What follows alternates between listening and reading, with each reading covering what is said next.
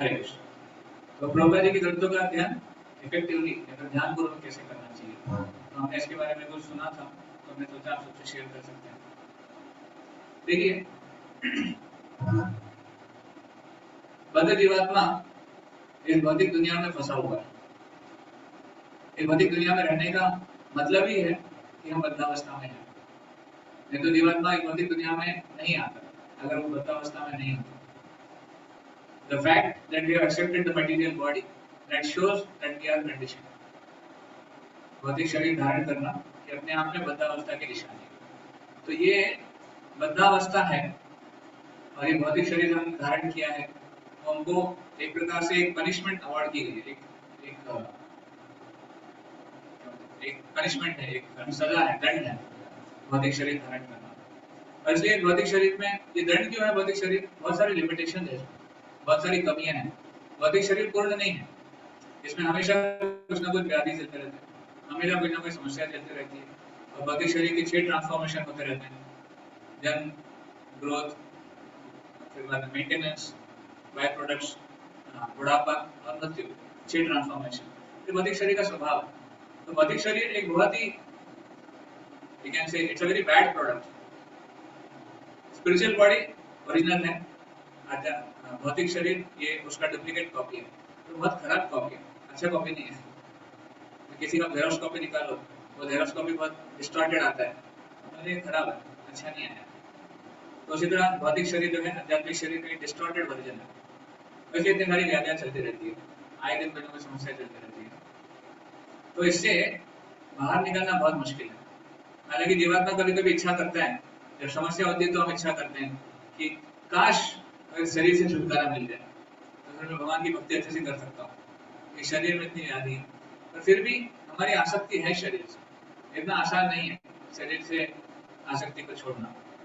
तो इसलिए आध्यात्मिक जीवन ये एक ही मार्ग है जिससे हम इस भौतिक शरीर से बाहर निकल सकते हैं, चल रहे।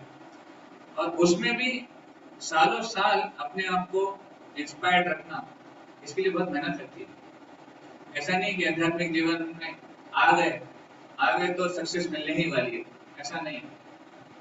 हाँ, एक रास्ता हमने सही चुना है, उस रास्ते पे चलते रहेंगे तो सक्सेस मिलेगी, पर चलना किसका काम है? वो प्रैक्टिशनर है, वो साधक है। तो आध्यात्मिक जीवन चुनना ये एक चीज है, पर आध्यात्मिक जीवन में चलना वो साधक की जिम्मेदारी है। आपने इंजीनियरिंग में एडमिशन ले ली, वो एक चीज है, 4 साल की पढ़ाई पूरी करना वो स्टूडेंट की जिम्मेदारी है। किसी भी कॉलेज में एडमिशन लेने के बाद पढ़ाई पूरी करना, कॉलेज कितना भी अच्छा हो, टीचर कितना भी अच्छा हो, अगर स्टूडेंट जिम्मेदारी नहीं लेते हैं तो वो प्राप्त नहीं कर पाएगा। अंतिम परीक्षा पास करना। उसी तरह भक्ति की विधि परफेक्ट है, प्रभुपाद जी और परंपरा परफेक्ट है, हमारे गुरुवर्ग भी परफेक्ट है। प्रॉब्लम कहाँ का है?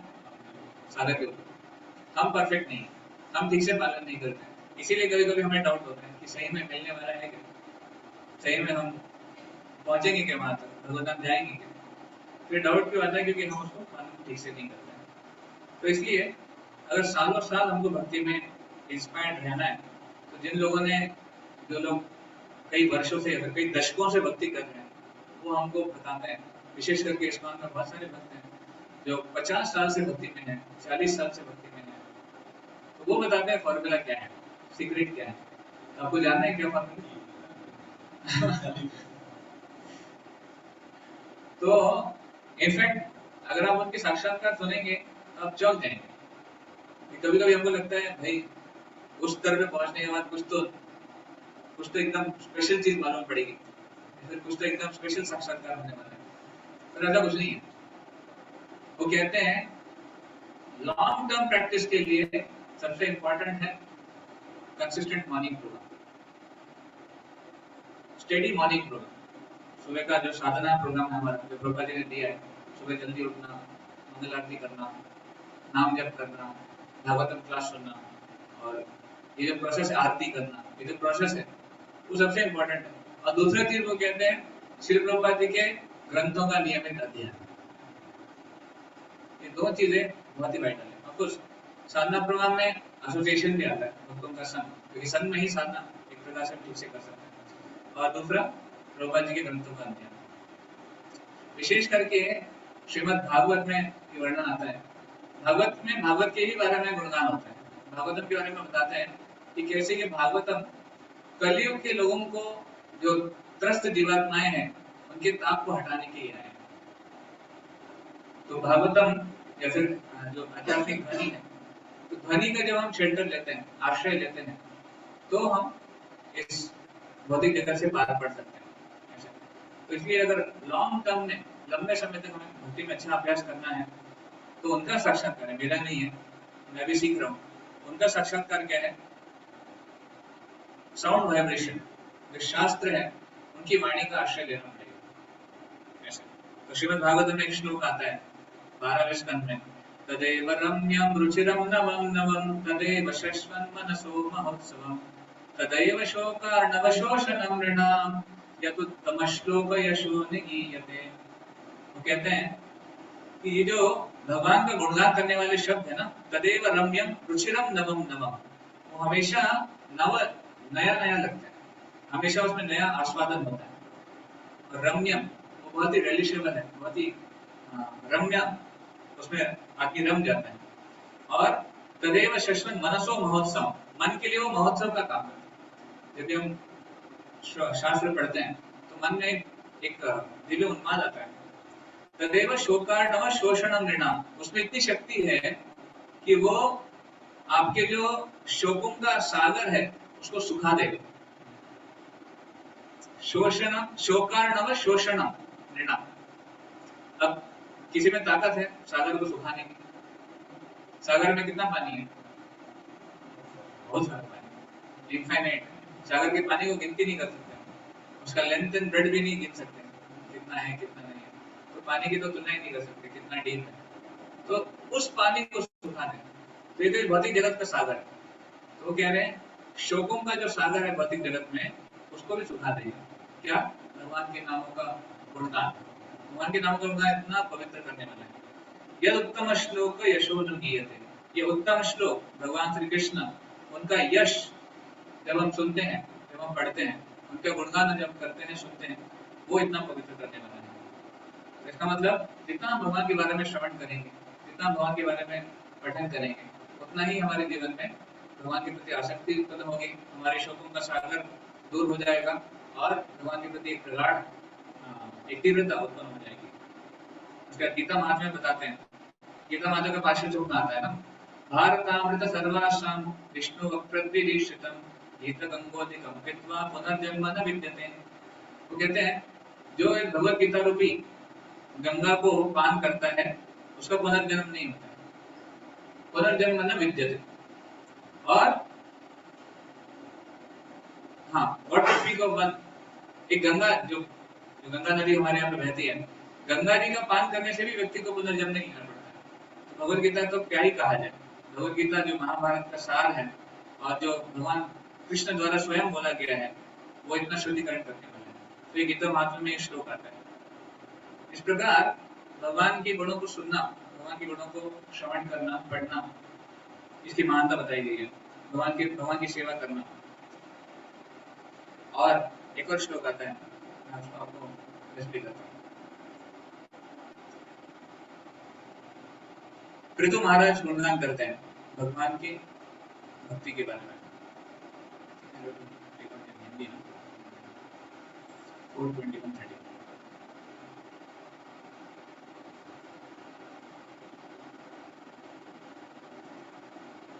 With 4:21:31, चौथा अध्याय, चौथा स्कंद, 21 अध्याय, श्लोक संख्या 31।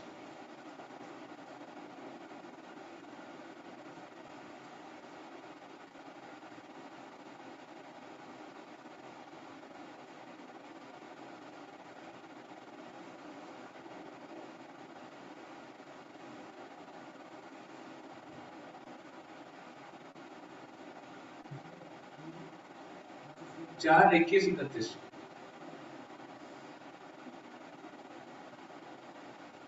दिखाई दे रहा है। यत्पाद सेवा विरुचिस्तपस्विना।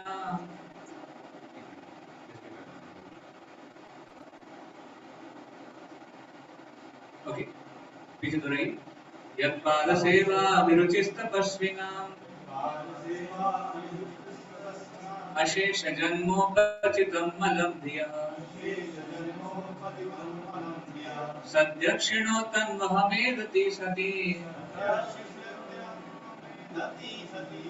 यथा पदांगुष्ठ विनिश्रिता सरेत। अनुवाद पढ़िए।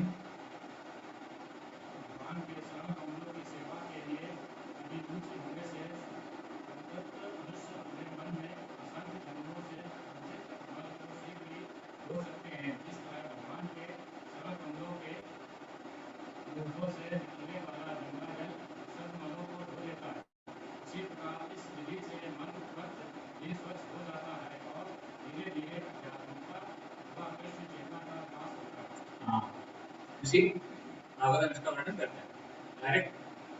और ये पृथु महाराज भी भगवान की एक अंशावतार है। पृथु महाराज कहते हैं भगवान की चरण कमलों की सेवा की अभिरुचि होने से क्या हो सकता है, संतप्त मनुष्य अपने मन में असंख्य जन्मों से संचित मल को धो सकता है। तो मन में जो असंख्य जन्मों से मल है, उस मल को धोने की जो शक्ति है भगवान की चरण कमलों की सेवा में है। इस प्रकार, और जो इस प्रकार भगवान की चरण कमलों की प्रति आसक्ति उत्पन्न करता है उसका मन तुरंत स्वच्छ हो जाता है। जैसे गंगा में नहाने से मल धुल जाता है, उस तरह भगवान के नामों में नहाने से, भगवान के गुणगान में मन स्वच्छ हो जाता है और धीरे धीरे आध्यात्मिकता या कृष्ण चेतना का विकास होता है। सो पावरफुल, शक्तिशाली है। तो इसका मतलब भगवान के बारे में सुनते, भगवान की सेवा के प्रति आसक्ति जब हम उत्पन्न करेंगे, हमारे मन के सारे जो मल है, जो गलमश है, वो सभी नष्ट हो जाएंगे। इस प्रकार तो ये प्रूफ है कि ये काम करता है।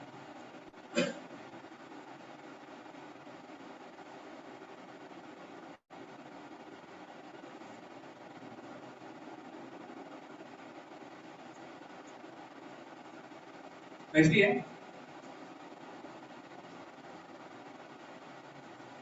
भगवान की सेवा करने की रुचि कब उत्पन्न होगी, भगवान के बारे में जानेंगे। देखिए, किसके बारे में, किसको हम सेवा कर सकते हैं, जिसकी महानता को हम समझते हैं उसको हम सेवा कर सकते हैं। और महानता को कब समझेंगे, जब उनके बारे में जानेंगे, तभी उनकी महानता को समझेंगे, तभी उनकी सेवा की रुचि उत्पन्न होगी। अदरवाइज हम भगवान को भी एक उनको इतना सीरियसली नहीं लेंगे, उनको भी एक चीप दृष्टिकोण से देखेंगे। ठीक है, भगवान है पर हम भी हैं, भगवान का अपना प्रोग्राम है, मेरा अपना प्रोग्राम है। भगवान भी थोड़ा बहुत करूंगा पर अपने प्रोग्राम में चलूंगा। तो इसलिए ग्रंथों का अध्ययन करना बहुत जरूरी है। भगवान के प्रति अगर सेवा उत्पन्न करनी है मन में, तो ग्रंथों का अध्ययन करना चाहिए। तो ग्रंथ पढ़ना, इसका मतलब क्या है, ग्रंथ पढ़ने का उद्देश्य ये नहीं है कि हमको बड़ा पंडित बनना है, बड़ा विद्वान बनना है। क्यों पढ़ना है हमको? स्वयं के शुद्धिकरण के लिए। और और जब हम पढ़ेंगे, जब हम समझेंगे, भगवान के बारे में जब ज्ञान प्राप्त करेंगे, तो हम जब उसको शेयर करेंगे लोगों से, उनके भी जीवन में परिवर्तन आ सकता है। हम उनको भी उनके जीवन में भी भगवान का साक्षात्कार करा सकते हैं। इस प्रकार तो कभी भी भगवान को कोई बड़ा पंडित बनना है, फिर विद्वान बनना है, भगवान को पसंद नहीं आता है, उसको गर्व हो जाता है। तो गर्व कभी भगवान को पसंद नहीं आता। गर्व एक ऐसा गुण है जिसको भगवान हमेशा तिरस्कार करते हैं। एक बार एक देवानंद पंडित नाम के एक व्यक्ति हैं, बड़े स्कॉलर थे, चैतन्य महाप्रभु के समय की बात है। तो चैतन्य महाप्रभु, ये देवानंद पंडित ये एक मायावादी भाष्यकार थे। तो जो भी दर्शन पढ़ते थे, मायावादी ढंग से उसको टिप्पणी देते थे, कमेंट्री करते थे। तो ये बहुत ही विद्वान थे और बहुत ही एक्सपर्ट थे बोलने में। जैसे कई लोग होते हैं, कई लोग हैं आज जो बहुत एक्सपर्ट है बोलने में, और उनका जो उदाहरण है वो मायावादी, वो भक्ति के सिद्धांतों को नहीं दिखाते। तो ये अल्टीमेटली वो ये सिखाते हैं कि हमको और भगवान को एक है, हम भगवान में विलीन हो जाएंगे। ये मायावाद इंटरप्रिटेशन है। तो इस प्रकार देवानंद पंडित ये मायावाद दर्शन देते थे, मायावाद सिखाते थे। पर इनके एक संबंधी थे नरहरि सरकार, उनकी कृपा से ये भक्त बने थे। और इसके पहले ऐसा हुआ था कि जब ये एक बार प्रवचन कर रहे थे मायावाद भाष्यकार कर रहे थे। तो श्रीवास ठाकुर पंचतत्व में से एक है ना श्रीवास, हम बोलते हैं श्रीवास आदि गौर भक्त। तो श्रीवास ठाकुर उस प्रवचन में बैठे हुए थे। देखिए शुद्ध भक्तों का ये गुण है कि वो हंस के समान होते हैं। कैसे होते हैं? हंस का क्या गुण है? हाँ। तो हालांकि ये मायावाद भाषण दे रहे थे, पर श्रीवास ठाकुर उससे भक्ति आस्वादन कर रहे थे, क्योंकि अल्टीमेटली मायावादी भी भगवान के बारे में बोलते हैं, बट एक मायावाद रूप में बोलते हैं। तो इसलिए श्रीवास ठाकुर भक्ति का आस्वादन कर रहे थे। तो श्रीवास ठाकुर ये उन्माद में, दिव्य उन्माद में चले गए और उनकी आंखों से आंसू बहने लगे और वो क्रंदन करने लगे। ये होता है दिव्य स्टेट में होता है, एक्सटेसी में होता है, आपको नहीं पता कैसे होता है। तो श्रीवास ठाकुर ऐसा हो रहा था। देवानंद पंडित को लगा क्या है ये इमोशनल व्यक्ति है, क्लास में बैठा हुआ है। तो देवानंद पंडित ने अपने सेवकों को बोला कि इसको उठा। उनके सेवकों ने उनको भरी कक्षा में से उठाकर साइड में डाल दिया। और ये जब चैतन्य महाप्रभु को पता चला, चैतन्य महाप्रभु बहुत गुस्सा हो गए। चैतन्य महाप्रभु ने ऐलान किया, वो देवानंद क्या समझता है अपने आप को, मैं दिखा दूंगा उसको कि वो कुछ भी नहीं है। इस प्रकार चैतन्य महाप्रभु बहुत गुस्सा हो गए। एक दिन जब देवानंद पंडित जा रहे थे और चैतन्य महाप्रभु भी रास्ते में उनसे मिले, तो चैतन्य महाप्रभु को बहुत डांट लगाई, क्योंकि चैतन्य महाप्रभु भी निमाय पंडित थे और वो बहुत ही विद्वान पंडित थे, पूरे नवद्वीप में फेमस थे चैतन्य महाप्रभु। तो उनका अधिकार था। तो उन्होंने बहुत डांट लगाई कि आप एक तो मायावाद भाषण करते हो और उसमें भी आपको शुद्ध भक्तों की आपको कैसे आदर सम्मान करना है वो नहीं आता। आपने श्रीवास ठाकुर को उठा के बाहर फेंक दिया, शुद्ध भक्त है, तो इसमें बहुत उनको डांट लगाई। तो देवानंद पंडित का एक अच्छा बात थी कि उनको चैतन्य महाप्रभु पे थोड़ा विश्वास था। वो जानते थे कि चैतन्य महाप्रभु हो ना हो, ये भगवान के अवतार है। तो चैतन्य महाप्रभु के प्रति उनको सम्मान था। और जब उन्होंने ये डांट सुनी तो फिर वो अपने संबंधी के पास गए। तो आई थिंक वक्रेश्वर पंडित, तो वो वक्रेश्वर पंडित जो है भगवान के शुद्ध भक्त है। तो जब उन्होंने वक्रेश्वर पंडित के मुख से भगवान की लीलाओं को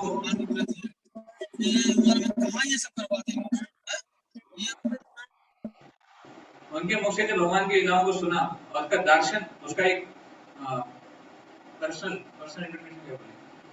पर्सनलिस्टिक व्यक्तिगत दर्शन सुना, तो मायावाद दर्शन से विपरीत है वो।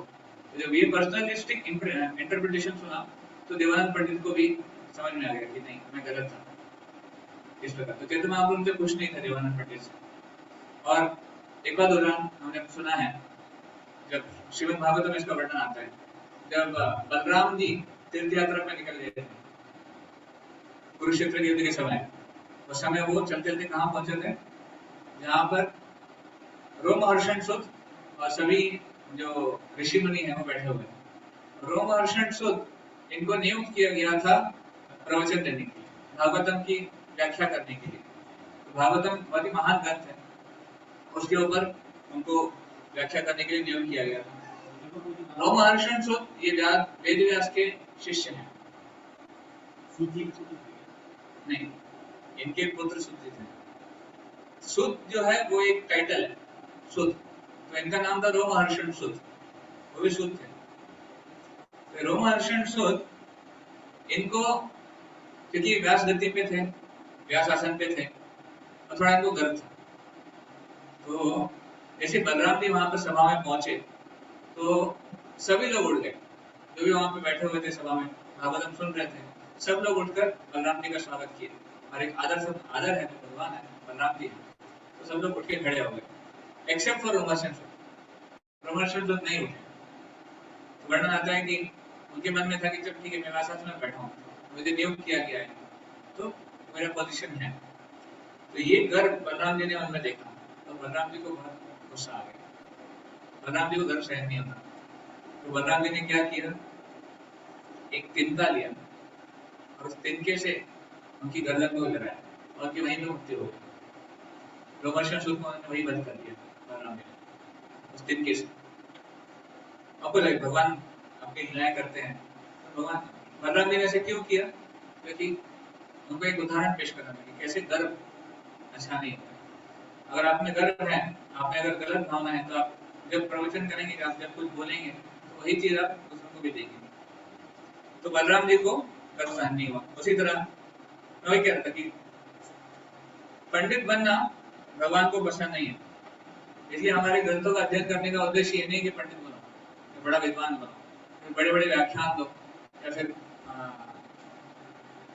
हजारों की संख्या में लोग आए, ये उद्देश्य नहीं है। हमारा उद्देश्य खुद का शुद्धिकरण करना, और सेवा के रूप में अगर लोग आते हैं सुनने के लिए तो बात की बात है। Most important is my own purification, ऐसे हरि को सोचना चाहिए। जैसे हमने सुना था एक बार गौरव मुझे बता रहे थे कि 1990s में, आई थिंक 1999 में, उस समय ये गौरव प्रभु ये उस समय के बहुत बड़े स्टार थे। इनफैक्ट उनके रामायण के प्रवचन, उनके भागवत के प्रवचन वो इतने फेमस थे, बड़े बड़े टीवी सीरियल में आते थे और बड़े बड़े प्रोग्राम करते थे, हजारों की संख्या में लोग सुनने आते थे। इस प्रकार उनका कंट्रोल, उनका ये था, हाँ, उनकी उस सब्जेक्ट के ऊपर पकड़ थी। और साक्षात्कार भी थे नेचुरली, और वो नम्रता में बोलते हैं। वो कहते हैं कि मुझे थोड़ा गर्व था नम्रता के कारण। तो वो कहते हैं कि मेरे गुरु महाराज ने देखा कि मैं कुछ ज्यादा ही फेमस हो रहा हूँ, तो उन्होंने बोला ठीक है अभी आप ये सब सेवा बंद करो। उन्होंने एक दिन उनको क्लास में बुलाया, रूम में बुलाया, मुझे कहा कि नहीं अभी आपको ये सब बंद करना चाहिए, और वहाँ पे मंदिर में सेवा की जरूरत है, आप किचन संभालो। वहाँ पे किचन में उस समय दिक्कत चल रही थी। अगर हम लोग बोलते तब से मेरा ये बंद हो गया और मेरा किचन चालू हुआ, तो मैं किचन में सेवा करने लग गया और खूब प्यूरिफिकेशन हुआ। बोलते पलटा हिलाने से लेकर सब्जी कटने से लेकर मैंने सब कुछ किया किचन में, ऐसे वो बता देते रोज। तो बता दें जब मैं किचन के माध्यम से फिर धीरे धीरे किचन का स्टैंडर्ड अच्छा हुआ और प्रसाद का स्टैंडर्ड अच्छा हुआ, धीरे धीरे उनके मंदिर को ISO सर्टिफिकेशन मिला। ISO 9000, ISO 2000 9001 कुछ होता है सर्टिफिकेशन होता है। कैन यू इमेजिन एक इस्कॉन टेंपल के किचन को प्राप्त है ISO सर्टिफिकेशन। तो वो सर्टिफिकेट उन्होंने दिलवाया। और फिर बड़े बड़े किचन, जैसे यात्रा जो होती है 4000 लोग, 5000 लोग, 8000 लोगों का किचन का प्रसाद बनता है। किचन 2 दिन, आई मीन टू से दिन में 2 बार ब्रेकफास्ट और लंच, 8000 लोगों का। इतने बड़े बड़े किचन के प्रोजेक्ट्स शुरू किए। नेशनल ज्योग्राफी में भी आप देखेंगे इस्कॉन का मूविंग किचन, ये दुनिया का सबसे बेस्ट किचन है, इस्कॉन का मूविंग किचन।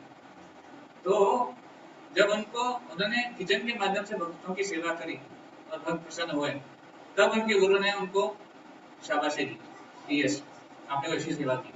और दूसरे साइड में जब वो प्रवचन दे रहे थे, हजारों लोग आ रहे थे उनको सुनने के लिए और बहुत फेमस हो रहे थे, गुरु ने एक बार भी नहीं बोला तो बहुत अच्छा लगा। तो कहते हैं my spiritual master appreciated my service, not my liking towards speaking.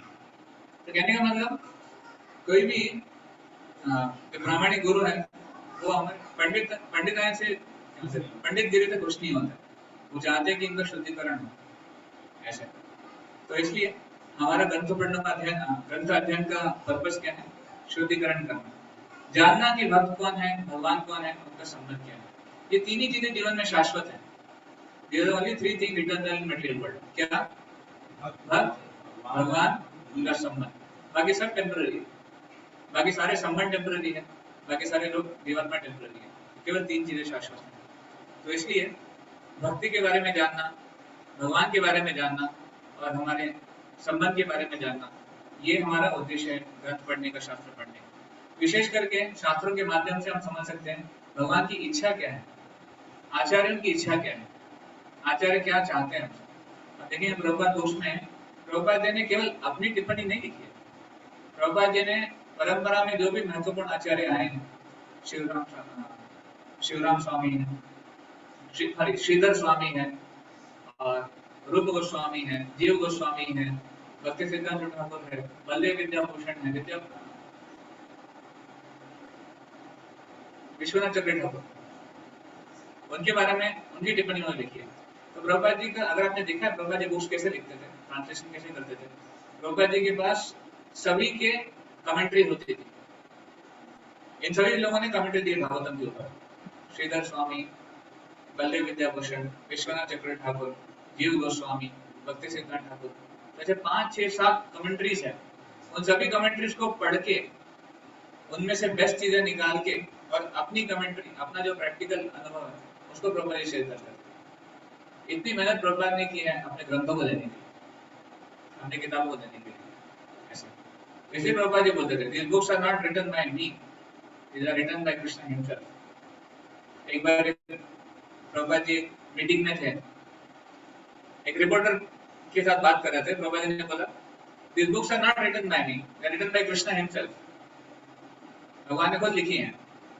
तो प्रभुपाद जी के एक शिष्य थे, उनको लगा अरे रिपोर्टर को समझ में नहीं आएगा कि प्रभुपाद जी क्या बोल रहे हैं, तो इसलिए उसने समझाने लगा, Swami ji says that these books are written by Krishna means Krishna inspired him to write। Prabhupada बोले no, Krishna himself wrote। वो शिष्य, उसको लगा कि मैं कुछ समझा रहा हूँ, और शिष्य गलत था, उसने प्रभुपाद जी को गलत समझा। वो कह रहा था कि स्वामी जी कह रहे हैं कि कृष्ण ने उनको प्रेरणा दी और स्वामी जी ने लिखा, प्रभुपाद ने उसको चुप कर दिया, तो प्रेरणा वगैरह कुछ नहीं, भगवान ने खुद लिखे कुछ। क्योंकि ये मिशन, ये जो पूरा जो कृष्ण भावनामृत आंदोलन है, ये भगवान की इच्छा है। प्रभुपाद जी बोलते हैं मेरा कोई गुण नहीं है, ये भगवान की इच्छा से हुआ और भगवान ने ही ग्रंथों को दिया है। इसलिए आज हम देखते हैं कि ग्रंथों का प्रभाव कितना हो, पूरे विश्व में लोग ग्रंथों को सराहना कर रहे हैं। बड़े बड़े स्कॉलर्स, बड़े बड़े यूनिवर्सिटीज में ग्रंथों का रेफरेंस बुक पढ़ाया जाता है। अनफॉर्चुनेटली भारत में ही हमें प्रभुपाद जी का इतना सम्मान नहीं है, तो प्रभुपाद जी के गुणों के बारे में कुछ ज्यादा पता नहीं है। विदेशों में बड़े बड़े थिंकर्स, बड़े बड़े स्कॉलर्स प्रभुपाद जी की किताबों को सम्मान करते हैं, उसको अपनाते हैं। तो we come to know what is the desire of acharya. आचार्यों की क्या इच्छा है हमें समझ में आता है जब हम प्रभुपाद जी के बुक्स पढ़ते हैं। तो कैसे पढ़ने चाहिए प्रभुपाद जी के ग्रंथ? तो प्रभुपाद जी के ग्रंथ एक सिस्टमैटिक वे में पढ़ना चाहिए, एक सजेस्टेड सीक्वेंस है हमारे पास, वैसे हमको पढ़ना चाहिए। पहले प्रभुपाद जी की छोटे बुक्स, फिर मीडियम बुक्स, फिर लार्ज बुक्स, फिर महाबिग बुक्स, ऐसे पढ़ना चाहिए। कम से कम 1 घंटा रोज, ऐसे प्रभुपाद जी कहते थे। You read 1 hour every day, then you will be free from Maya। माया से दूर रहोगे। कैसे पढ़ना चाहिए? तो ग्रंथ पढ़ते समय जब हम पढ़ते हैं, कोई इंपॉर्टेंट चीज अगर हमें ध्यान में आती है, या फिर हम देखते हैं ये लाइन इंपॉर्टेंट है, या फिर प्रिंसिपल बहुत इंपॉर्टेंट है, उसको अंडरलाइन कर सकते हैं या उसको हाईलाइट कर सकते हैं। आजकल हाईलाइटर आता है, मार्कर आता है, तो उससे हम हाईलाइट कर सकते हैं वगैरह वगैरह। तो इस प्रकार इंपॉर्टेंट चीजें जब आप उसको वापस देखेंगे तो आपको याद रहेगा कितना इंपॉर्टेंट है। और हम ऐसे भी कर सकते हैं, रायश्याम लोग बताते हैं कि वो ऐसा करते हैं कि जब कुछ अच्छा चीज पढ़ते हैं और उसको एक हेडिंग दे देते हैं, कोई तात्पर्य पढ़ा तो उसमें कुछ अच्छी चीज उन्होंने पढ़ी तो उसको एक हेडिंग दे देते हैं और उस हेडिंग को पीछे बुक के पीछे एक इंडेक्स बनाते हैं और वहां पर उसका पेज नंबर नोट कर लेते हैं कि मान लीजिए वैष्णव सेवा के ऊपर आपको इस पेज पे मिलेगा और उस तात्पर्य में वैष्णव सेवा के बारे में प्रभुपाद ने दिया है। या फिर हरिनाम की महिमा, ये एक हेडिंग हो गई और किस तात्पर्य में प्रभुपाद ने हरिनाम की महिमा के बारे में बताया है तो उसको नोट करके पीछे लिख दिया कि हरिनाम की महिमा। तो इस प्रकार कितना नंबर पेज पे, तो ऐसे आप जब बुक उठाएंगे आपको इम्पोर्टेंट इंडेक्स मिल जाएगा और कौन से नंबर पेज पे क्या है मिल जाएगा। उससे मान लीजिए आपको कुछ पढ़ना है, कुछ क्लास भी देना है, प्रवचन देना है, किसी को चर्चा करनी है, तो आपको मदद होगी, आपको पूरी बुक बार बार नहीं पढ़नी पड़ेगी। कुछ लोग कहते हैं कि बुक पे मार्किंग नहीं करना चाहिए, आपने सुना है? बुक पे मार्किंग नहीं करनी, ये बुक कृष्ण स्वयं है, हम कृष्ण के ऊपर मार्किंग कैसे करेंगे? तो गलत है। तो एक्चुअली इसका भी उत्तर है, बुक पे मार्किंग करना गलत नहीं है। देखिए हम शब्दों को नहीं काट रहे हैं, हम शब्दों को अंडरलाइन कर रहे हैं, तो एक प्रकार से वो उसका सजावट करना है, ये गलत नहीं है। ये पद्धति अपनाई गई है और लोगों को इससे फायदा होता है। तो एक प्रकार से कुछ लोग अपना ओपिनियन रख सकते हैं कि मार्किंग नहीं करना है वगैरह वगैरह, एक सेपरेट नोटबुक बना लो। तो कभी कभी संभव नहीं होता है सेपरेट नोटबुक में सब कुछ लिखना, तो वहीं के वही मार्किंग होती है तो ज्यादा इजी हो जाता है। तो we can decorate it. Marking करना मतलब स्क्रैच करना और अंडरलाइन करना डेकोरेट करना, दोनों में अंतर है, स्क्रैच करने में और डेकोरेट करने में ऐसे।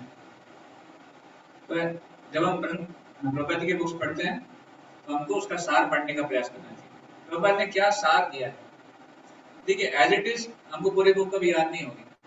कई बात बोलते हैं कि रोज ही पढ़ते तो हैं पर पिछला भूल जाते हैं, आगे बढ़ते जाते हैं पिछला मेमोरी आउट हो जाता है, ये होता है।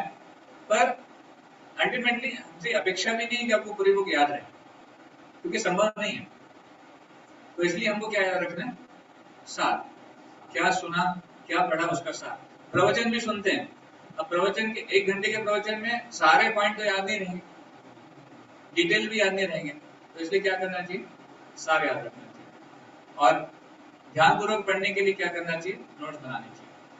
तो प्रवचन में हम बैठे हैं तो नोट करना चाहिए, तो इम्पोर्टेंट पॉइंट्स हैं, तो इम्पोर्टेंट स्टोरीज हैं, पास्ट टाइम्स हैं, एग्जाम्पल्स हैं, उसको नोट करना चाहिए, ताकि जब बाद में हम उसको पढ़ें तो याद आ सके। ऐसे तो एक तो चीज है पढ़ना, और दूसरा चीज है उसको बाद में वापस रिवाइज करना, और याद रखने के लिए सबसे इम्पोर्टेंट है उसको दूसरों के साथ डिस्कस करना। आप ध्यान रखिए, आप देखिएगा ये चीज, आप जो भी पढ़े हैं या सुने हैं, जितने लोगों से आप डिस्कस करेंगे वो पॉइंट आपके माइंड में फिक्स हो जाता है। The more you discuss, the more you remember it. That's why sharing is always better. आपको कुछ अच्छा लगा, आपने पढ़ा, आपको एक पॉइंट बहुत अच्छा लगा, 4 लोगों के साथ शेयर करो। ये मत सोचो उसको कितना समझ में आया क्या नहीं आया, एटलीस्ट आपको समझ में आ गया अच्छे से, उसको समझ में आए ना आए बात की बात है। तो ऐसे दूसरों से शेयर करना चाहिए। आख्याति अधिकानी, तो इसलिए इस प्रकार भगवत के ग्रंथों का अध्ययन करके हमें भगवान के प्रति हमारी जो रुचि है या फिर भगवान के प्रति जो हमारा प्रेम है उसको वापस विकसित करना चाहिए।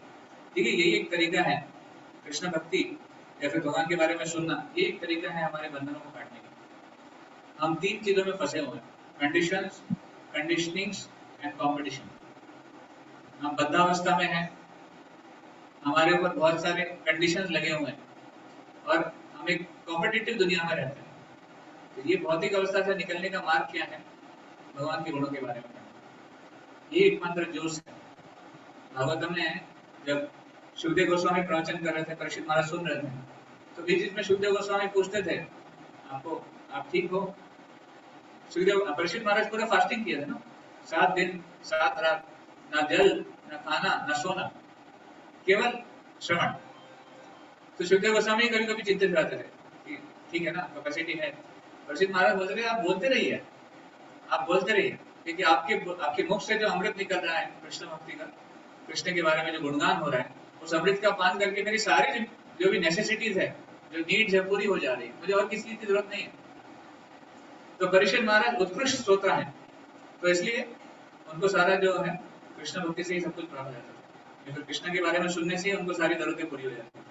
हमारे केस में मुश्किल है, हमको अगर बोल दिया जाए फास्टिंग करो और केवल दिन भर बैठ के सुनो, थोड़े घंटे ठीक है, 2 3 4 5, फिर हमारी कैपेसिटी डाउन हो जाती है, फिर हमारी बैटरी डाउन हो जाती है।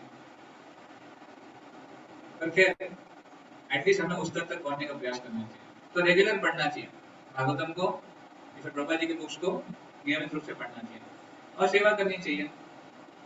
जैसे आपने सुना है ना 8-8-8 फॉर्मूला, 8-8-8 सुना है? 24 घंटे है हमारे पास, 8 for body, 8 for soul, 8 for seva. शरीर के लिए 8 घंटे, मतलब सोना, खाना पीना, फ्रेश होना 8 घंटे। 8 घंटे आत्मा के लिए, मॉर्निंग प्रोग्राम, पठन, श्रवण 8 घंटे। 8 घंटे सेवा, ड्यूटी, आप जॉब करते हैं, आपका 8 घंटे जॉब, तो ब्रह्मचारी है तो 8 घंटे सेवा करना चाहिए, उसको वो ड्यूटी। तो इस प्रकार 8-8-8 होना चाहिए, तो जाके लाइफ बैलेंस होती है। हमारे केस में कितना होता है? शरीर में बहुत समय जाता है, खाना पीना, सोना और फ्रेश होना, बहुत समय खा लेते हैं। साधना में समय कम जाता है, जो 8 है साधना वाला, उसमें बहुत कम समय जाता है, और जो सेवा वाला 8 है, हाँ ड्यूटी 8। तो इसलिए उसको बढ़ाना पड़ेगा, उस 8 को बढ़ाना पड़ेगा। शरीर की जितनी हम जरूरतें कम करेंगे उतना हमारा साधना और स्ट्रांग होगा। आप देखें निर्जला एकादशी कितने लोग किया था, निर्जला एकादशी कितने भक्तों ने निर्जल किया था बिना पानी के? आधा पहले दिन थे। उस दिन आपका जब कैसा हुआ? और उस दिन अगर खाली उस दिन के बाद नेक्स्ट डे आपको, फिर उस दिन रात में नींद आई वो तो है गर्मी के मौसम में, बट रात को नींद ज्यादा नहीं आती। और अगले दिन का जब भी बहुत अच्छा होता है, क्योंकि पहले का दिन पूरा खाली पेट थे ना, और अगले दिन फास्ट ब्रेकिंग करना है, उससे पहले ही जब हो जाता है। तो कहने का मतलब क्या है, मैं क्यों पूछ रहा हूँ ये, देखिए जब हमने शरीर की जरूरतें कम कर दी, खाना पीना कम कर दिया, उससे हमारी नींद कम हो गई, उससे हमारा अटेंशन स्पैन बढ़ गया। तो इसका मतलब हम शरीर को बहुत ज्यादा टाइम देते हैं, इसलिए हमारा आध्यात्मिक जीवन में मन नहीं लगता। तो वही एनर्जी जो हम शरीर पे दे रहे हैं उसको ध्यान दें। तो मैं नहीं कह रहा हूँ फास्टिंग करते रहो, बट एक प्रिंसिपल है, इसलिए रूप गोस्वामी बताते हैं ना कि इट शुड बी बैलेंस्ड, युक्ताहार विहारस्य, योगिता में बताते हैं युक्त चेष्टस्य कर्मसु युक्त स्वप्न बोधस्य योग भवति दुःखम्। तो योगी है वो सब कुछ बैलेंस करके करता है, युक्त आहार, आहार बैलेंस में करता है, न कम न ज्यादा, और फिर टाइमिंग भी फिक्स होता है। युक्त विहार, रिक्रिएशन, घूमना फिरना बैलेंस में होता है, ना कि ऐसा नहीं कि बहुत ज्यादा घूम लिए या फिर कुछ गए नहीं, केवल किताबी कीड़े बन के रह गए। विहार, वो भक्तों के लिए विहार मतलब मंदिर आना, भक्तों से मिलना, ये विहार है हमारे लिए। और युक्त चेष्टा से कर्मसु, चेष्टा भी युक्त होनी चाहिए। भौतिक जीवन में कितना कार्य करना है, वो चेष्टा वो भी युक्त होनी चाहिए, नॉट टू मच एफर्ट्स। ऐसा नहीं कि रोज ही क्या करें, ये कमाना है, वो कमाना है, घर बनाना है, और ये है वो है, तो उसके लिए बहुत मेहनत करनी पड़ेगी। तो थोड़ा कृष्ण भावना भी हम बाद में करेंगे, पहले मेहनत कर लेंगे। तो हो गया अति चेष्टा, तो ये चेष्टा भी युक्त होनी चाहिए। और इस प्रकार योग भवति दुख, तो वो दुख से दूर रहेगा जो योगी है अपने जीवन में। तो इसलिए 8 8 8 ये फॉर्मूला स्टैंडर्ड है, हम प्रयास कर सकते हैं यहाँ तक पहुँचने का।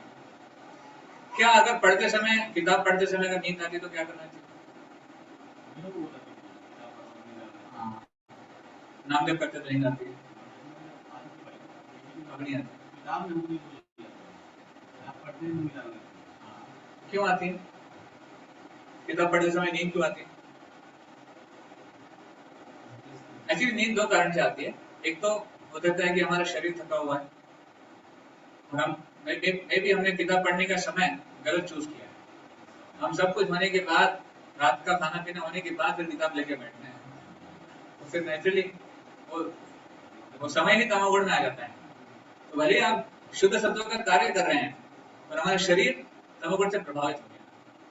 हम उस स्टेज पे नहीं है ना कि गलत समय पे भी सही चीज कर सके। हम हरिदास ठाकुर नहीं जो रात को रात भर जप कर सकते हैं।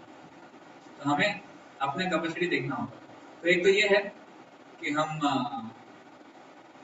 थके हुए हैं, या फिर जैसे ऑनलाइन बता रहे हैं ओवर ईटिंग, हमने ज़्यादा खा लिया है इसलिए नींद आती है। और एक है ऐसी नींद आती है क्योंकि हमको उस विषय में इंटरेस्ट नहीं है। जिस विषय में हमको इंटरेस्ट नहीं होता है वहां पे आलसी हो जाते हैं। आप देखिए किताब पढ़ रहे नींद आती है, उसी समय किताब छोड़ दो और कोई मूवी चला दो, नींद आती है? नहीं आती। तो नींद एक्चुअली नहीं आ रही, इंटरेस्ट नहीं है, इसलिए उसमें इंटरेस्ट लेना पड़ेगा। तो उसको इंटरेस्टिंग बनाइए, इंटरेस्ट है तो इंटरेस्टिंग बनाइए, उसका समय चेंज कीजिए, उसके प्रति जो अप्रोच है वो चेंज कीजिए, या फिर भक्तों के संग में पढ़िए। जैसे हम लोग प्रयास करते हैं, हर वेडनेसडे हम लोग पढ़ते हैं साथ में, वो तो केवल एक प्रयास है भक्तों को रेगुलरली पढ़ने के लिए, इंस्पायर करने के लिए। अदरवाइज हमारी इच्छा तो ये है कि सभी भक्तों ने अपना अपना ग्रंथ पढ़ना चाहिए। कॉमन रीडिंग एक फोरम है, और कॉमन रीडिंग में कभी कभी आप जो पढ़ रहे हैं, आपकी जो पढ़ने की इच्छा है, फिर आपका जो बुक चल रहा है, सीक्वेंस में जो चल रहा है, वो आप नहीं पढ़ पाते। कॉमन रीडिंग में फिर जो कॉमन हो रहा है वही पढ़ना पड़ता है। तो इसलिए कॉमन रीडिंग में भी भाग लेना चाहिए, पर इंडिविजुअली पढ़ना चाहिए, अपनी बुक्स होनी चाहिए। तो नींद आती है तो भक्तों के साथ में पढ़िए, एक नहीं तो दो, एक अकेले को नींद आती है तो दो लोग मिलकर पढ़िए।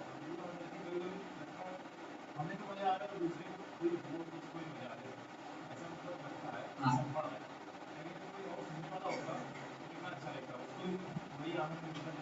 हाँ। हम्म। तो ऑफकोर्स वो भी होना, साथ में पढ़ने वाला भी होना चाहिए। और हमको ये हम मजे के लिए नहीं पढ़ते हैं, क्योंकि क्या है ना, जहाँ पे मजा आ जाता है फिर वहां पे हम चूती हो जाते हैं। हमको कौन सी बुक्स पढ़नी है, वो बुक्स पढ़नी है जिसमें मजा आता है। तो इसलिए कभी कभी जनरली मेरा एक्सपीरियंस भी है कि लोग स्टोरी बुक्स पे ज्यादा जाते हैं। स्टोरी या फिर लीला, रामायण हो गया, महाभारत हो गया, कृष्ण लीला हो गई, कृष्णा बुक, लोगों को बहुत पसंद है।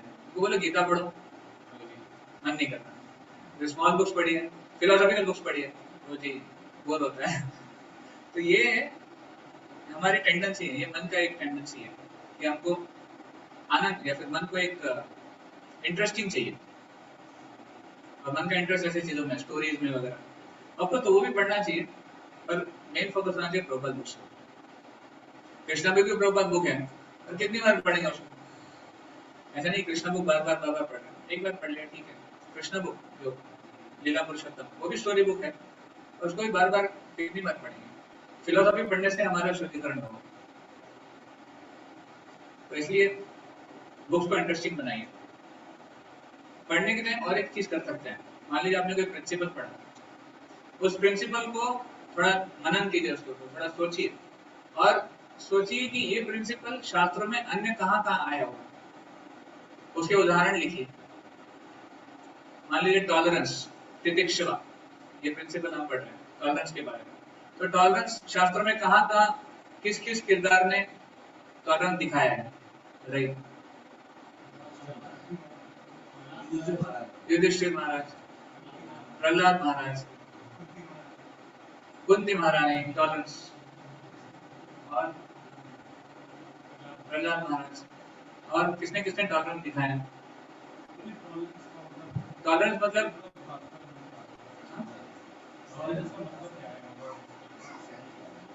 टॉलरेंस मतलब सहनशीलता, सहन करना, तितिक्षमा बोलते हैं ना।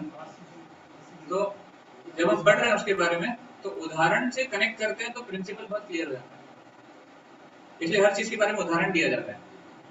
प्रभुपाद जी की शैली बहुत एक्सपर्ट थी, प्रभुपाद जी इसलिए इतने फेमस पिक्चर है, हर चीज के लिए श्लोक और उदाहरण है प्रभुपाद जी के पास। आप देखिए प्रभुपाद के लेक्चर अगर आप सुनते हैं, प्रभुपाद जी के लेक्चर कितने लोग सुनते हैं आप? ओके, तो प्रभुपाद जी के लेक्चर सुनना चाहिए रेगुलरली, नहीं सुनते हैं तो स्टार्ट कीजिए। प्रभुपाद जी के लेक्चर सुनेंगे, एक पैटर्न है प्रभुपाद जी के लेक्चर में, प्रिंसिपल देंगे, शास्त्रों का श्लोक कोट करेंगे, उसका उदाहरण देंगे। नेक्स्ट प्रिंसिपल देंगे, श्लोक कोट करेंगे, उदाहरण देंगे। इस प्रकार प्रभुपाद जी सिखाते हैं, ये पैटर्न है प्रभुपाद जी के लेक्चर। तो इसलिए उदाहरण से चीजें और क्लियर होती है। हिंदी भी है, हिंदी में भी है प्रभुपाद जी के लेक्चर, मैं दे सकता हूँ आपको। हिंदी भी है, हिंदी आपको दे देंगे।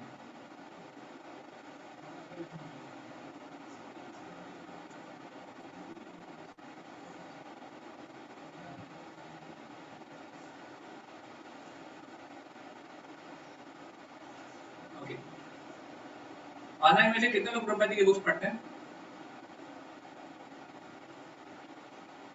ये प्रभुपाद जी के लेक्चर सुनते हैं, सॉरी।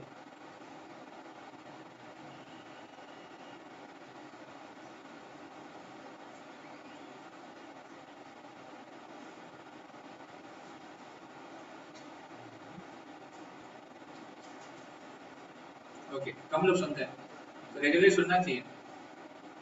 Read regularly. एक लास्ट पॉइंट डिस्कस करेंगे। तो बुक्स पढ़ते समय जैसे हमने बताया नोट्स बनाने चाहिए। तो तीन तीन स्टेप है अगर हमें किसी प्रिंसिपल को ध्यान रखना है: श्रवण, मनन और निध्यासन। आप सुनना होगा, श्रवण, मननम और निध्यासन। निध्यासन, श्रवण मतलब सुनना, श्रवण मतलब चीजों को सुनना। कोई लेक्चर में बैठे हैं, सुनना, बुक्स पढ़ रहे हैं, बुक्स पढ़ना मतलब सुनना ही होगा एक प्रकार से। तो श्रवण करना, तो जब भी कुछ श्रवण करते हैं उसको अगर लॉन्ग टर्म हमारे सिस्टम में रिटेन करना है या फिर उसको समझ के रखना है, तो क्या करना चाहिए उसके ऊपर? मनन। ये दूसरा स्टेप इम्पोर्टेंट है, मनन। जब तक मनन नहीं करेंगे, जो श्रवण किया है वो उड़ जाएगा। इसीलिए हम लोग सुनते हैं बहुत है, पर उड़ जाता है, भूल जाते हैं, क्योंकि हम उसके ऊपर मनन नहीं करते। तो मनन मतलब कंटेम्पलेशन, मनन मतलब to think and to contemplate, क्या बोला गया, मैंने क्या सुना, उसके उदाहरण क्या क्या मैंने सुने, कंटेम्पलेट करना। तो जब श्रवण करेंगे तब मनन करेंगे, मनन करेंगे तो निध्यासनम होगा। निध्यासनम मतलब एक प्रकार से साक्षात्कार और उसका प्रैक्टिकल एप्लीकेशन। तो जो सुना है उसके बारे में मनन किया, उसको जीवन में अपनाया, निध्यासन। तो जब अपनाएंगे तो साक्षात्कार आएगा, प्रभुपाद जी जो बोल रहे हैं वो हो रहा है, ऐसे समझ में आएगा। तो इसलिए 3 स्टेप बहुत जरूरी है, श्रवणम, मननम, निध्यासनम। तो इतना जितना हम उसको रोज करेंगे उतनी हमारी बुद्धि तीक्ष्ण होगी, और जितनी हमारी बुद्धि तीक्ष्ण होगी उतना और श्रवण कर सकते हैं, उतना और स्मरण कर सकते हैं। एक बार सुन के भी बहुत चीजें हम रिटेन कर सकते हैं। अभी हमको बार बार सुनना पड़ता है क्योंकि हमारा फोकस नहीं होता है। जितना हम रेगुलरली सुनेंगे हमारा माइंड और शार्प होगा, हमारा फोकस ज्यादा बढ़ेगा। श्लोकों को याद कर सकते हैं, जितना हम बार बार सुनेंगे श्लोक उतना श्लोक जल्दी याद होगा। और श्लोकों को जब हम इस्तेमाल करेंगे अपने बोलने में, प्रवचन में, किसी बात करने में, तो वो श्लोक और पक्के हो जाएंगे। तो श्लोकों को याद करने का एक और तरीका है उसको बार बार रिपीट करना, इस्तेमाल करना। तो आज हमने एक श्लोक मान लीजिए पढ़ा, देहिनोऽस्मि यथा देहे कौमारम यौवनम जरा तथा देहांतर प्राप्ति धीरस्तत्र न मुह्यते। ये शरीर के बारे में है, कैसे, जैसे शरीर जो है वो अलग अलग स्टेजेस में जाता है, और शरीर एक बार आत्मा जो है अगला शरीर धारण कर लेता है। धीरज तत्र न मुह्यति, जो धीर व्यक्ति है वो इससे विचलित नहीं होता है। ये हमने श्लोक सुना। अब 4 लोगों के साथ इसको शेयर करो। अरे आपको पता है कि गीता में क्या बताया शरीर के बारे में, देहिनोऽस्मि यथा देहे कौमारम। तो 4 बार शेयर करो, अपने व्हाट्सएप स्टेटस पे लगा लो, या फिर उसका ऑडियो रिकॉर्डिंग करके उसको आपकी रिंगटोन बना लीजिए। जब भी फोन बजेगा तो देहिनोऽस्मि यथा देहे कौमारम यौवनम जरा। तो फिर वो श्लोक सुनने के बाद ही फोन उठाएंगे। तो इस प्रकार जितना बार बार उसको सुनेंगे, बार बार उसको रिपीट करेंगे, तो श्लोक एक प्रकार से कंठस्थ हो जाएगा, और तब देखिएगा श्लोक आपको अपने आप याद आ जाएगा। हम लेके घूम लेके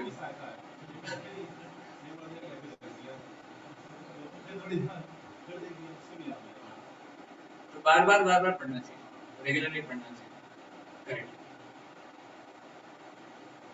देखिए आर्मी में भी होता है ना, अगर बंदूक इस्तेमाल करते रहेंगे तो जंग नहीं खाएंगे। अब जब वॉर नहीं है, युद्ध नहीं हो रहा है, तो क्या वो ऐसे ही छोड़ देते हैं क्या? सफाई करते रहते हैं, और कहीं तो यूज करते रहते हैं, शूट करते रहते हैं, टेस्टिंग होती है। अब देखिए कितना पैसा खर्चा करते हैं बिना वॉर के। आपको हमको कभी कभी लगता था, पहले मुझे लगता था कि अरे पैसा खर्चा हो रहा है, कोई जरूरत भी नहीं है अभी, फिर भी क्यों कर रहे हैं? तो जानते हैं क्यों कर रहे हैं, ताकि जंग ना पड़े, और जो सोल्जर है वो आलसी ना हो। अब वॉर नहीं है तो आलसी हो जाएंगे, और जब वॉर आ जाएगा तो फिर अचानक से कहाँ सीखेंगे। इसलिए बार बार उनका ट्रेनिंग चलता रहता है, बार बार उसको यूज करना पड़ता है। उसी तरह हमारा इनका है, श्लोकों का है, प्रिंसिपल्स का है, उसको बार बार यूज करते रहना चाहिए। हम भी स्पिरिचुअल वॉरियर है, और हमारे वेपन्स क्या है, हमारे हमारे अस्त्र शस्त्र क्या है, शास्त्र है, श्लोक हमारा अस्त्र शस्त्र है, ये हमारा शस्त्र है, इसको इस्तेमाल करो। किसी के ऊपर श्लोक डाल दो उसके ऊपर श्लोक का बॉम्ब फेंक दो, लेकिन उसमें बता दे उसे कुछ नहीं होगा, तो एटलीस्ट आपको संतुष्टि मिलेगी। तो इस प्रकार हमको इस्तेमाल करना चाहिए, तब जाके याद रहेगा। तो एक और बहुत महत्वपूर्ण चीज है कि सतत प्रभुपाद जी के ग्रंथों का अध्ययन करने से क्या होगा, हमें जीवन की जो निस्वार्थता है उसके ऊपर विश्वास हो जाएगा। मतलब निरर्थकता, जीवन में कुछ नहीं है, अर्थ कुछ नहीं है, आध्यात्मिक जीवन ही एक अर्थ है। और हमारी जो गलतियां हैं उसके प्रति पश्चाताप निर्माण होगा। इसलिए हमारे जो वैष्णव आचार्य हैं वो इस प्रकार के गीत लिखते हैं जिसमें एक पश्चाताप की भावना होती है। इस प्रकार हम विषय के सागर में डूबे हुए हैं और हम यहाँ से निकल नहीं पा रहे हैं। तो हे वैष्णव ठाकुर, हे वैष्णव आचार्य, आपकी कृपा ही एकमात्र मार्ग है। हरि हरि विफले जन्म गवाई, मनुष्य जन्म पाइया, राधा कृष्ण नाम भजिया, जानिया सुनिया विषय खाई। भक्तिविनोद ठाकुर कहते हैं कि हे हरि, मैं व्यर्थ में ही अपने जीवन को गंवा रहा हूँ। एक मनुष्य जीवन प्राप्त हुआ है पर राधा कृष्ण का भजन नहीं कर रहा हूँ और जानबूझ के विषपान कर रहा हूँ। जानिए सुनिए विष खाएंगे। इस प्रकार भक्तिविनोद ठाकुर ऐसा थोड़ी ना कि भजन नहीं कर रहे थे, वो तो भजन की पराकाष्ठा पे थे, फिर भी वो जब पराकाष्ठा पे तभी उनके ये भाव है।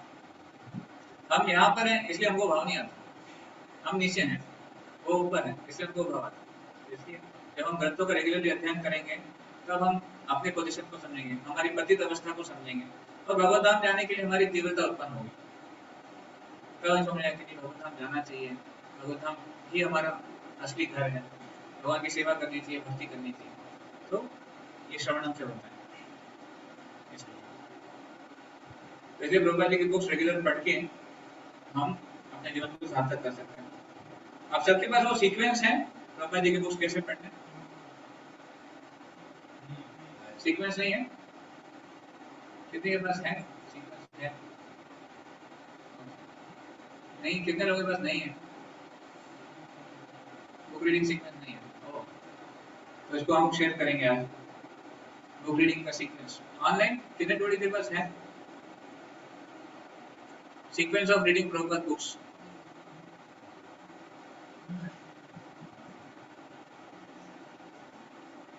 केवल एक। किसने डिवोटी के पास नहीं है सीक्वेंस? वो हाथ उठाएं। प्रभुपाद जी के बुक्स कैसे पढ़ने हैं, किस सीक्वेंस में पढ़ने हैं?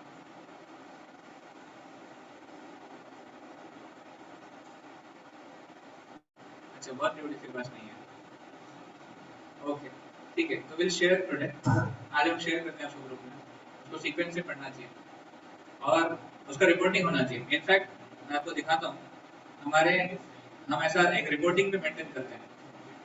आई डोंट नो आप प्रभुपाद जी के बुक्स में क्या पढ़ते हैं, आई डोंट नो, बट मैं चाहता हूँ कि अभी से हमको एक सिस्टमेटिक वे से प्रभुपाद जी की बुक्स पढ़ना है और रिपोर्टिंग करना है कि हमारी कौन सी बुक हुई, कौन सी नहीं हुई। तो जैसे ये चार्ट है, ये उदाहरण के लिए है, ये चार्ट है। तो हमारे कुछ युवा युवा भक्त हैं जिनके ये चार्ट है। जैसे थर्ड सेमेस्टर जब वो कॉलेज में आते हैं तो तीसरे सेमेस्टर में उनका ट्रेनिंग शुरू होता है। तो SOSR science of self realization chapter 1 to 5, coming back, PQP perfect question perfect answers, matchless gifts, Raj Vidya, elevation to Krishna consciousness, beyond birth and death, Krishna the reservoir of pleasure। इस प्रकार ये सारे books हैं। Fourth semester में law of dharma, sorry laws of nature, dharma, second chance, teaching of queen Kunti, ये सब है। तो यहाँ पे हर एक के नाम के सामने आप देखेंगे वाई है, एन है। तो वाई मतलब वो पढ़ लिया है, एन मतलब नहीं पढ़ा है। इस प्रकार का रिपोर्टिंग होता है। तो हम आप सबका भी हम रिपोर्टिंग लेंगे, कौन सी बुक पढ़ी है, कौन सी नहीं पढ़ी है, सीक्वेंस में क्या क्या हुआ है। इससे आपको क्लियरली पता चलेगा कि मैं कहाँ हूँ। जो लोग केवल कृष्णा बुक पढ़ते रहते हैं, केवल रामायण पढ़ते रहते हैं या फिर केवल रामा की स्टोरी बुक्स पढ़ते रहते हैं, उनको समझ में आएगा अभी हमने कुछ पढ़ा ही नहीं है। एक्चुअली ये सब ऐसे सीक्वेंस में पढ़ेंगे तो फिर भगवद गीता, फिर श्रीमद् भागवत, फिर चैतन्य चरितामृत, ऐसे सीक्वेंस में आएगा।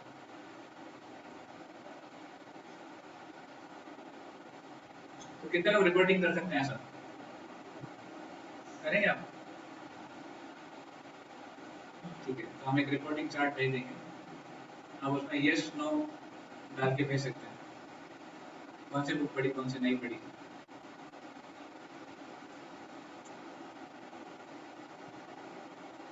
प्रभुपाद जी की बुक्स के इम्पोर्टेंस पे मेरे पास एक वीडियो था जो मैंने कुछ भक्तों से शेयर भी किया था, मैं यहाँ पे भी डिस्प्ले करना चाहता हूँ।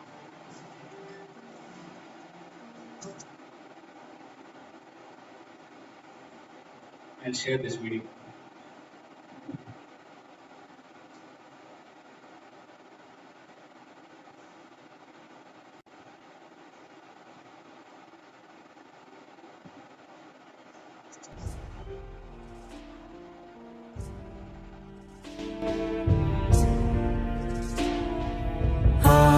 कहते हैं भक्तिविनोद ठाकुर का एक स्टेटमेंट है, He reasons ill who tells that Vaishnavas die when thou art still living in sound.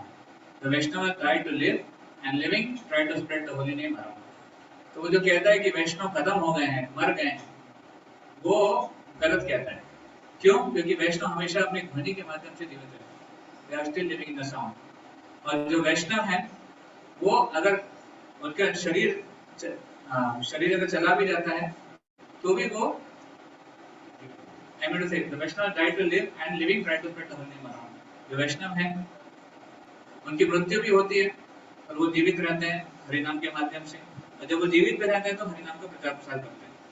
तो इन्होंने भक्तिविनोद ठाकुर ने ये लिखा था हरिदास ठाकुर के लिए। हरिदास ठाकुर सबसे बड़े नामाचार्य हैं, तो उनके लिए वो लिखा था।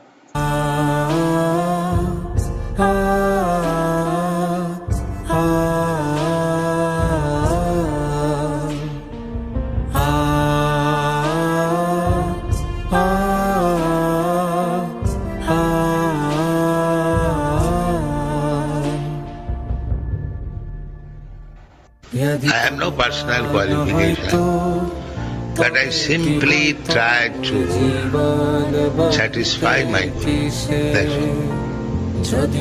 all. My Guru Maharaj asked me that if you get some money, you print books.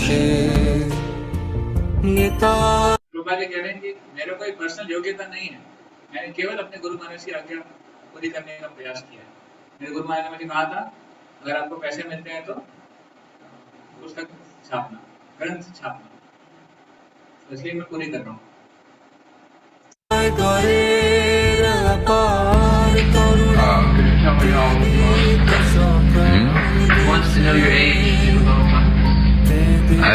After 1 month I will be 80. 8 years. I was born in 1896. Now you can calculate. What happens to the woman in the United States when you die? I will never die.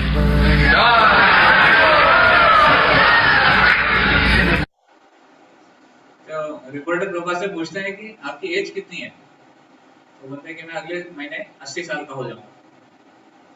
और प्रभा बोलते हैं कि मैं 1986 में जन्म हुआ था और ये 1975 में बांग्लादेश में 75-76 का। तो कहते हैं कि मैं अगले महीने 80 का हो जाऊंगा। तो रिपोर्टर पूछता है आप मुझे मर जाएंगे तो यूएस में जो आपका मूवमेंट है उसका क्या हो, यूनाइटेड स्टेट में चल रहा है। तो प्रभा तुरंत हाजिर जवाब देते हैं मैं कभी मरूंगा नहीं। सब जब लोग जाए हरि बोल करके, तो प्रभा जी बोलते हैं आगे कैसे नहीं मरेंगे Prabha. I shall live for my books and you will utilize. तो ये है प्रभुपाद कैसे नहीं मरेंगे कभी, किसके माध्यम से रहेंगे, किसके, जोर से बोलिए, प्रभुपाद की। प्रभुपाद जी अपने ग्रंथों के माध्यम से आज भी है और हम आदान प्रदान कर सकते हैं प्रभुपाद जी का, अगर हम सही में उनके ग्रंथों को सीरियसली लें तो। Are you reading Sri Prabhupada's books? Do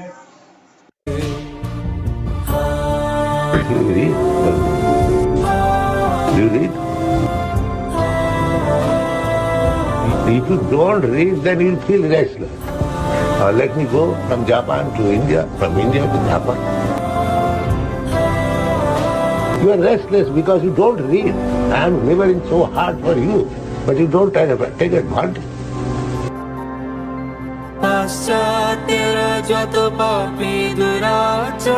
Don't take advantage of eating and sleeping. Take advantage of these books. Then your life will be successful. My duty I am giving so valuable things, day and night, trying to convince you to what the world. And if you don't take advantage of this, then what can I do for you? Prabha ji बहुत गंभीर है यहाँ पे। ऐसे एक भक्त को डांट रहे थे कि आपका जो मन विचलित है ना, इतना यहाँ से घूमना, वहां जाना, ये करना, वो करना है, क्यों है? बिकॉज़ यू डोंट रीड, आप पढ़ते नहीं है। मैंने सब कुछ लिखा है ग्रंथों में और आप उसका फायदा नहीं लेते हैं। प्रभा जी कह रहे हैं I am labouring day and night very hard, दिन रात में एक कर ग्रंथों को लिखता हूँ। प्रभा जी सोते नहीं थे, प्रभा जी मुश्किल से 2 या 3 घंटे सोते थे, क्योंकि सुबह उठकर जो मॉर्निंग टाइम है उसमें प्रभा जी ट्रांसलेशन करते थे ग्रंथों का। तो प्रभा जी का ये करुणा था पूरे विश्व के लिए कि पूरे विश्व का कल्याण हो। उसके लिए प्रभुपाद जी ने किया। और प्रभुपाद जी कह रहे हैं कि आप पढ़ते नहीं हो, आप केवल यहाँ से वहाँ करते रहते हो। आप पढ़ोगे तो आपका मन शांत हो, आप पढ़ोगे तो आपके जीवन की समस्या सॉल्व हो। और इसलिए प्रभुपाद जी देखिए आखिरी दम तक प्रभुपाद जी ग्रंथों का ट्रांसलेशन करते रहे। जीवन बहिते किसे নষ্টপ্রায় অমরদের নিশ্চয় ভালো বহিতে কিসে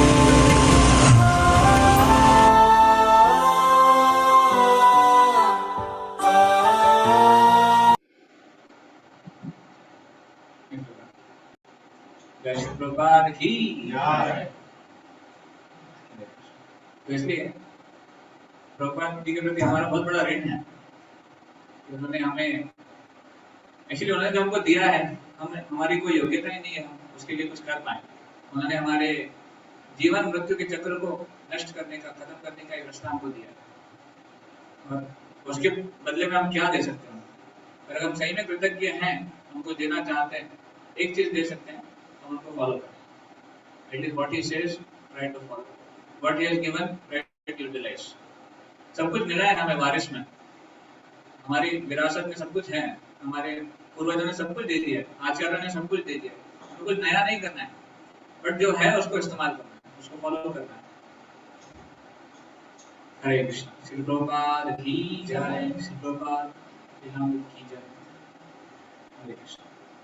तो इसलिए हमारा डिस्कशन था प्रभुपाद जी के बुक्स के, उसको कैसे पढ़ा जाए उसके ऊपर। And then we can stop the recording.